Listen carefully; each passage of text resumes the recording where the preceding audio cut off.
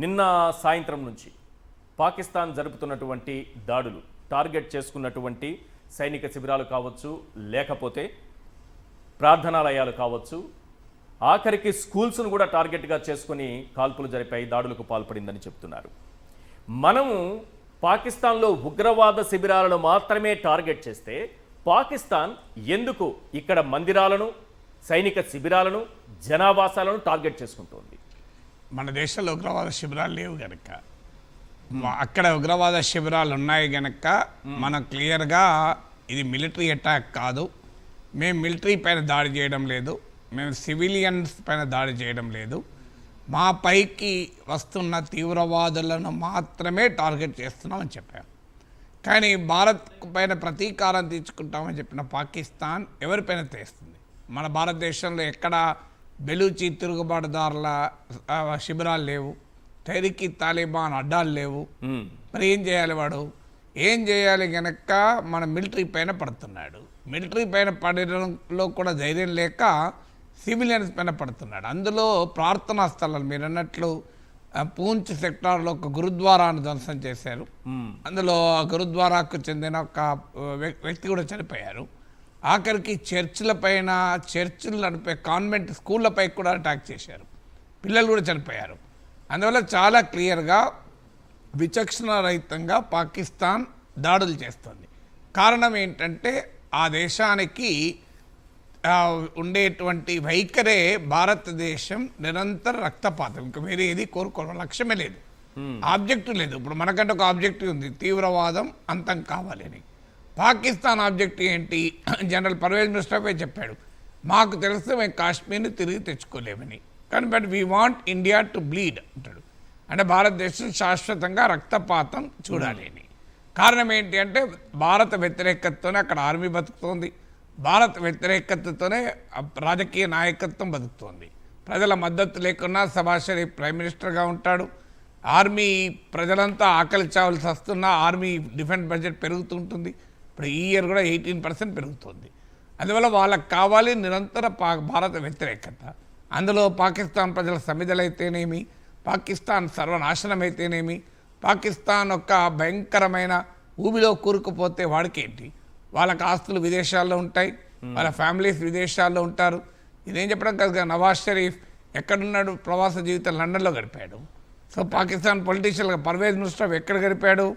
విదేశాల్లో గడిపాడు, అరబ్ దేశాల్లో గడిపాడు.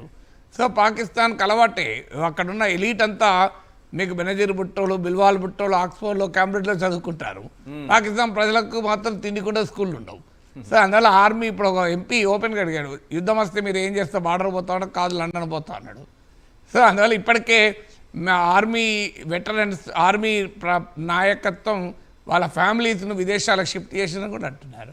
అందువల్ల వాళ్ళ స్వభావం అది. అంతవల్ల భారత్ పైన వాళ్ళు ఆరోపిస్తున్నట్లు బెలూచ్ లిబరేషన్కు మనం మద్దతు ఇస్తే మరి ఎక్కడో చోట బెలూచ్ ఇంకో మనం క్లియర్గా చూపెడుతున్నాం, ఇంకో అయ్యా ఇది హఫీజ్ సయీద్ కేంద్రము, ఇది జైషీ మహమ్మద్ కేంద్రము, ఇంకా ఇక్కడ మసూద్ అజర్ ఉన్నాడు, వాడు మసూద్ అజర్ కూడా ఒప్పుకున్నాడు, నా సోదరుడు చనిపోయిండు, మా ఫ్యామిలీలో 10 మంది చనిపోయినారు, మా బావలు వేరు, మా చెల్లెలు వేరు చెప్పుకుంటున్నాడు కదా వాడే. ఇప్పుడు హఫీజ్ సయీద్ అరే వాడిది ఇంకో ఇక్కడ ఉన్నది ఈ లాహోర్ పక్కన, ఇంకో బహవల్పూర్లో జైషీ మహమ్మద్ కార్యాలయం ఉంది. హఫీజ్ సయీద్ది మీకు లష్కర్ ఈ తోయిబా కార్యాలయం ఇంకో లాహోర్ సమీపంలో ఉంది. సో మనము క్లియర్గా GPS కొరిలేట్స్ ఇస్తూ చూపెడుతూ, స్క్రీన్ పైన చూపెడుతూ, ఆర్మీ బ్రీఫింగ్లు చెప్తూ ఇంకో ఇక్కడ తీవ్రవాద స్థావరాలు ఉన్నాయి, వాళ్ళకి శిక్షణ ఇస్తున్నారు, మేము వాటిని టార్గెట్ చేస్తున్నాం.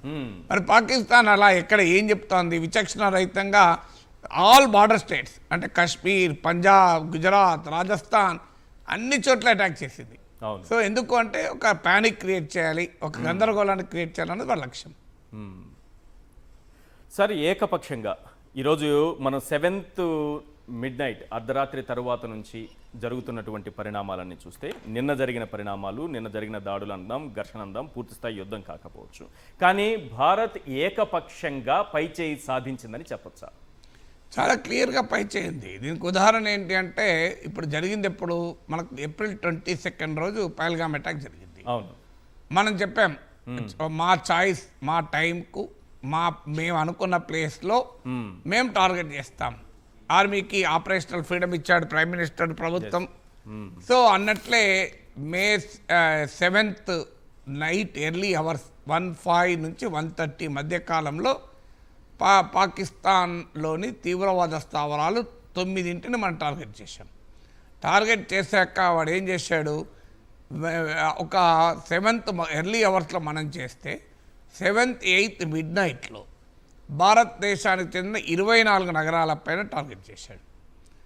ఈ 24 నగరాలపైన టార్గెట్ చేసి ఎక్కడి నుంచి ఎక్కడికి మళ్ళీ శ్రీనగర్, జమ్మూ, బఠిండా, జలంధర్, పఠాన్కోట్ నుంచి ఇటు భూజ్ వరకు సో దాడి చేశాడు. దాడి చేసిందని మనం ఆపగలిగాం. తర్వాత 7th 8th మార్నింగ్ అంతా భారతదేశం పాకిస్తాన్లోని ఎయిర్ డిఫెన్స్ వ్యవస్థలపైన అటాక్ చేశాం. వాడు మన పైన కూడా అలాగే చేశాడు కనుక దాంట్లో లాహోర్లో ఉన్న ఎయిర్ డిఫెన్స్ వ్యవస్థ విధ్వంసం కూడా అయింది. తర్వాత 8th నైట్ 8 o'clock స్టార్ట్ అయింది. అంటే నిన్న రాత్రి, మనం ఇవాళ 9th ఈవినింగ్ మాట్లాడుతున్నాం కనుక నిన్న 8th నైట్ 8 o'clock నుంచి 11:30 వరకు కంటిన్యూస్గా 36 ప్లేసెస్ పైన అటాక్ చేశారు. సో అయితే ఇక్కడ ఈ మొత్తం ప్రాసెస్లో క్లియర్గా కనబడుతున్నది ఒక్క క్యాజువాలిటీ ఇండియా వైపు లేదు. ఏమైనా క్యాజువాలిటీ ఉంది, 16 మంది భారతీయులు చనిపోయారు అంటే అది లైన్ ఆఫ్ కంట్రోల్ దగ్గర. అవును. కానీ ఈ ఎయిర్ ఫోర్స్ దాడిలో ఒక్కరు చావలే, ఒక్కరు కూడా కాలే. ఈవెన్ ప్రాపర్టీ కూడా డ్యామేజ్ కాలే. మన ఎయిర్ డిఫెన్స్ వ్యవస్థ క్లియర్గా మన ఆ రష్యా నుంచి మనం దిగుమతి చేసుకున్న S-400 integrated command unmanned aerial system grid defence వ్యవస్థ, మన ఆకాశ్ వ్యవస్థలు సక్సెస్ఫుల్గా పాకిస్తాన్ ఫైర్ చేసిన డ్రోన్స్ను, వాళ్ళ ప్రొజెక్టైల్స్ అంటారు వాటిని, మిసైల్స్ అన్నిటిని న్యూట్రలైజ్ చేసింది. ఓకే. ఇక 8th నైట్ ప్రయోగించింది అయితే ఒక 300 to 500 డ్రోన్, స్మాల్ డ్రోన్లు ప్రయోగించారు. సో ఇన్నిటిని కూడా మన ఎయిర్ డిఫెన్స్ సిస్టమ్ కంప్లీట్గా ధ్వంసం చేసింది. ఒక్కటి కూడా సక్సెస్ కాలే. కానీ మనం మాత్రం పాకిస్తాన్లో ఎయిర్ డిఫెన్స్ వ్యవస్థను ధ్వంసం చేసాం, రెడార్ వ్యవస్థను ధ్వంసం చేసాం, air born warning and control system ధ్వంసం చేసాం. సో క్లియర్గా మన ఎయిర్ డిఫెన్స్ను పెనట్రేట్ కాలేకపోయింది పాకిస్తాన్. మనం మాత్రం చైనీస్ మేడ్ ఎయిర్ డిఫెన్స్ వాడు దశాబ్దాల కాలానికి పైగా బిల్డ్ చేసుకుంటూ వస్తున్నాడు. అది అది దాన్ని ఛేదించవచ్చో నిరూపించాం. పాకిస్తాన్ ఎయిర్ డిఫెన్స్ను మనం క్లియర్గా చేస్తాం. దాంతోపాటు LOCలో కూడా మనము ఈక్వల్గానే జవాబిస్తున్నాం. అన్ఫార్చునేట్లీ వాడి ఇండిస్క్రిమినేట్ దాడులలో మన వాళ్ళు చనిపోయారు 16 మందికి. కానీ బట్ ఈక్వల్ డ్యామేజ్ మనం equal if not more damage Pakistan inflict చేస్తున్నాం. తర్వాత నావీ కూడా మీకు వార్తలు వస్తున్నాయి, కరాచీ పైన, లాహోర్ పైన కూడా దాడి చేసింది అని. సో అందువల్ల క్లియర్గా మనకు మిలిటరీ పై చేయింది, డిప్లొమాటిక్ పై చేయింది. ఇప్పుడు ఎవరు కూడా ఒక్క దేశం కూడా, చైనా, తుర్కీయే, అజర్బైజాన్, ఈ 3 దేశాలు మినహా ఎవరు కూడా పాకిస్తాన్ పట్ల సానుకూలంగా లేరు. అజర్బైజాన్ అయినా డైరెక్ట్ మద్దతు ఏమైనా ఉన్నాయి సార్? డైరెక్ట్ మద్దతు ఈ 3 కూడా సానుకూలంగా ఉన్నారు కానీ పెద్దగా మద్దతు లేదు. ఒక్క తుర్కీ కొంత ఆయుధాలు ఇస్తుంది అని చర్చ నడుస్తుంది. ఎందుకంటే ఇవాళ ఇండియా ధ్వంసం చేసినటువంటి వ్యవస్థ కూడా తుర్కీ, అది కూడా ఇప్పుడు ఇచ్చింది కాదు. అంటే ఈ 3 దేశాలు సానుకూలంగా ఉన్నాయి. ఇంతవరకు మెటీరియల్గా సపోర్ట్ చేసింది ఏం లేదు. ఇక అతి కీలకమైన అమెరికా.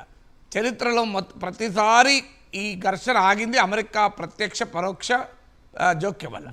అమెరికా మాకు సంబంధం లేదు, నన్ ఆఫ్ అవర్ బిజినెస్ అన్నాడు జేడీ వ్యాన్స్, మాకు సంబంధమే లేదు అన్నాడు.